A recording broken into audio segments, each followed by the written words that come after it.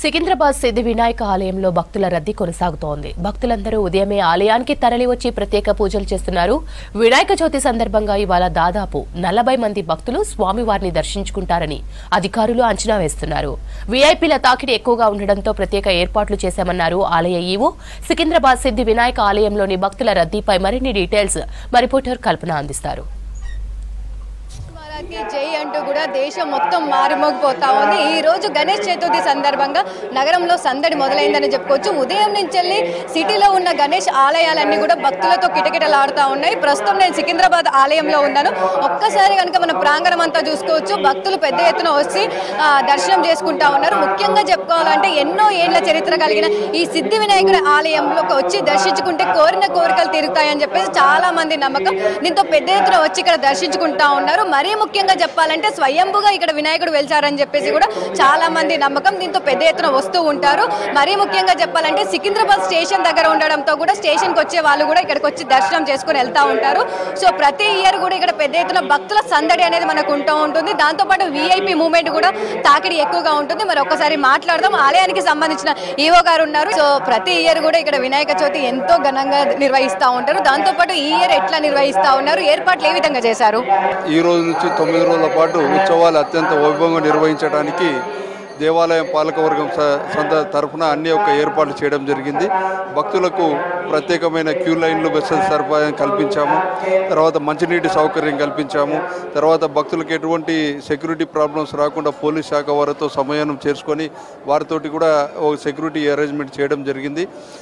ఈరోజు ఉదయాన్నే 5:30 గంటలకు పుష్పగిరి పీఠాధిపతి గారి చేతుల మీదుగా స్వామివారికి అభిషేకం నిర్వహించడం జరిగింది. తదనంతరం వారు భక్తులను ఉద్దేశించి అనుగ్రహ భాషం కూడా చేశారు.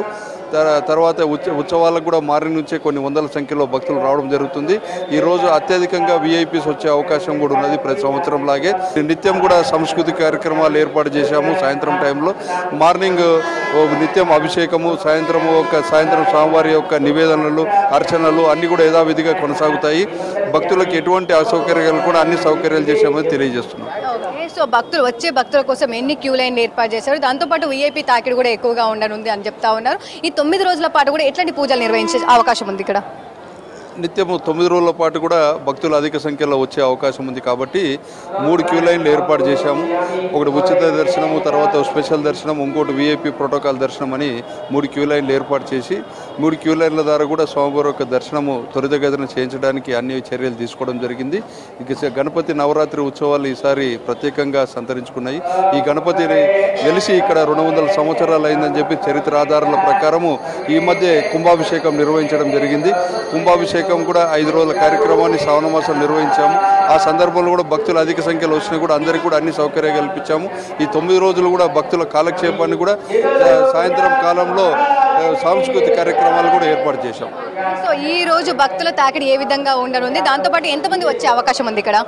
ఈ రోజు ఇప్పటికే కొన్ని వందల సంఖ్యలో భక్తులు స్వామివారిని దర్శనం చేసుకోవడం జరిగింది. ఉదయం నుంచి ఇంకా భక్తుల తాకిడి గంటకు పెరిగే అవకాశం ఉన్నది. ఈ రోజు దాదాపుగా ఒక 40-45 వేల మంది వరకు భక్తులకు దర్శన సదుపాయం కల్పించడానికి అన్ని ఏర్పాట్లు చేశాము. ఇట్లా పోయిన సంవత్సరం లాగానే ఈ సంవత్సరం కూడా భక్తులు వస్తారు. ఈ సంవత్సరం వెదర్ కూడా అనుకూలించింది కాబట్టి భక్తులు స్వామివారి దర్శనం చేసుకుంటారని చెప్పి భావిస్తున్నారు. మరీ ముఖ్యంగా చెప్పాలంటే ప్రతి సంవత్సరం ఇక్కడ పద్మశాలి సంఘంకి సంబంధించిన వాళ్ళు ఇక్కడ స్వామివారికి సంబంధించిన పట్టు వస్త్రాలు సమర్పిస్తూ ఉంటారు. సో ప్రజెంట్ మనతో పాటు పద్మశాలి సంఘం సంబంధించిన వాళ్ళు ఉన్నారు. పట్టు వస్త్రాలు కూడా మనం చూసుకోవచ్చు. ఈ పట్టు వస్త్రాలే స్వామివారికి సమర్పించే అవకాశం ఉంది. సో ఒక్కసారి కూడా వీళ్ళతో మాట్లాడదాము. ఎప్పటి నుంచి పట్టు వస్త్రాలు ఇక్కడ నిర్వహిస్తూ ఉన్నారు? ఈ యొక్క కార్యక్రమాన్ని భారతదేశంలో మన యొక్క సంస్కృతి సాంప్రదాయాల యొక్క గౌరవాన్ని కాపాడాలి. అలాగే మా చేనేత కళాకారుల యొక్క కళను కూడా భగవంతుని సన్నిధిలో పరీక్ష పెట్టుకొని ఏదైతే కళలనైతే కళాకారుల యొక్క కళ గతంలో దేవతలకు వస్త్రాలు నేసినటువంటి కళాకారులు పద్మశాలి చేనేత కళలు. అలాగే కళలు ప్రతి ఒక్కరికి తెలియాలన్నది పవిత్రమైనటువంటి ఈ యొక్క దినాలలో మనం ఏదైతే ఇంట్లో నైవేద్యం నియమనిష్టలతో తయారు చేసి దేవుడికి సమర్పించుకుంటామో ఈ యొక్క నవరాత్రి ఉత్సవాలలో కూడా ఆ విధంగానే మనము దేవునికి నైవేద్యం సమర్పించినట్టుగానే ఈ యొక్క దేవాలయ ప్రాంగణంలోనే నియమనిష్టలతో కళాకారులు రోజు ఉదయం స్నానం చేసిన తర్వాతనే మగ్గం మీద దేవుడికి దండం పెట్టుకొని తయారు చేయడం జరుగుతుంది. ఈ యొక్క కార్యక్రమము గతంలో మేము ఉజ్జయిని మహంకాళి దేవాలయంలో 10 సంవత్సరాల క్రితం ప్రారంభోత్సవం చేయడం జరిగింది. అప్పుడు ఉన్నటువంటి ప్రభుత్వం దేవాదాయ శాఖ కమిషనర్ గారు అనుమతులు ఇచ్చారు, అక్కడ ఉన్న ప్రభుత్వము. అలాగే ఈ దేవాలయంలో కూడా గత 5 సంవత్సరాల నుండి ఈ యొక్క కార్యక్రమాన్ని నిర్విరామంగా కొనసాగిస్తున్నాం. భద్రాచలంలోని శ్రీ సీతారాముల కళ్యాణోత్సవం సందర్భంగా, అలాగే జోగులాంబ బ్రహ్మోత్సవాల సందర్భంగా, అలాగే భద్రకాళి టెంపుల్ వరంగల్లో విశిష్టమైన దేవాలయాల్లో ఈ యొక్క కార్యక్రమాన్ని ఇప్పటి వరకు 46 సార్లు చేయడం జరిగింది. ఈ దిగ్విజయంగా ముగించాలని ఈ కళల దేవాలయ యొక్క భగవంతుని కోరుతున్నాం. ఎన్ని రోజులు పట్టింది నేయడానికి? దాంతోపాటు ఎంతో మంది కళాకారులు కలిసి పట్టు వస్త్రాలు నేశారు. ఈ యొక్క తయారు చేయడానికి 6 రోజులు పట్టింది. ఇందులో 5 మంది కళాకారులు పాల్గొన్నారు. చూస్తూ ఉన్నాం కదా, పట్టు వస్త్రాలు ప్రతి ఏటా ఏ విధంగా సమర్పిస్తారో అదే విధంగా ఈసారి కూడా సమర్పించామని చెప్తా ఉన్నారు. ఒక్కసారి కనుక మనం భక్తుల విజువల్స్ చూసుకున్నట్టయితే సమయం గడుస్తున్న కొద్దీ కూడా భక్తుల తాకిడి అనేది పెరుగుతూ ఉంది. మరీ ముఖ్యంగా చెప్పాలంటే స్వయంభూ వెలిసిన సిద్ధి వినాయక అవ్వడంతో కూడా పెద్ద ఎత్తున భక్తులు వచ్చి కూడా దర్శించుకుంటూ ఉంటారు. అదే విధంగా ఈ రోజు కూడా పెద్ద ఎత్తున భక్తులు వచ్చే అవకాశం ఉండడంతో అన్ని ఏర్పాట్లు చేశారు. భక్తులకు ఎలాంటి ఇబ్బంది కలగకుండా దాదాపు 3 క్యూ లైన్లు ఏర్పాటు చేశారనే చెప్పుకోవచ్చు. సో ప్రస్తుతం అయితే భక్తుల తాకిడి కాస్త తక్కువగా ఉన్న సమయం గడుస్తున్న కొద్దీ కూడా పెద్ద ఎత్తున భక్తులు వచ్చే అవకాశం ఉంది. ప్రతి ఏటా ఏ విధంగా భక్తుల తాకిడి ఉంటుందో అదే విధంగా ఈ సంవత్సరం కూడా ఉండే అవకాశం ఉందని చెప్తా ఉన్నారు. దాదాపు 30 నుంచి 40 వేల మంది కూడా భక్తులు వచ్చి ఇక్కడ ఈ ఆలయంలో దర్శించుకునే అవకాశం ఉందని చెప్తా ఉన్నారు. ఇది ఒక్క రోజనే కాదు, దాదాపు 9 రోజుల పాటు కూడా ఇక్కడ ప్రత్యేకమైన పూజలు నిర్వహించే అవకాశం ఉంది. సో 9 రోజులు కూడా ఇక్కడ పూజలు నిర్వహించే అవకాశం ఉండడంతో పెద్ద ఎత్తున భక్తులు వచ్చి కూడా దర్శించుకుంటూ ఉంటారు. మరి మనతో పాటు కొంతమంది భక్తులు ఉన్నారు, వారితో కూడా మాట్లాడదాము. ఆ వినాయకుడి ఆశీర్వాదం అందరి మీద చల్లగా ఉండాలని, అందరూ కూడా ఆయుర ఆరోగ్యాలతో సుఖ సంతోషాలతో ఉండాలని కోరుతున్నాను. ఇంకటి విఘ్నేశ్వరుడు పూజ ఫస్ట్ చేస్తాం. మొదటిగా మంచి కానీ చెడు కానీ దేనికైనా ఆయనను ఆహ్వానించుకొని పూజ చేసుకుంటాము. విఘ్నాలను తొలగిస్తాడని అంటారు ఆయన విఘ్నేశ్వరుడు. సో అందరూ కూడా ఒక మంచి ధ్యేయంతో మన హిందుత్వాన్ని కాపాడుతూ అందరు ముందుకు వెళ్లాల్సిందిగా కోరుతున్నాను. ఎట్లా ఉంది రష్? ఎట్లా ఉంది అంటే మొదటిసారి వచ్చారని చెప్తా ఉన్నారు కదా, రష్ ఎట్లా అనిపిస్తుంది? బాగుంది, చాలా మంది వచ్చి వెళ్తున్నారు.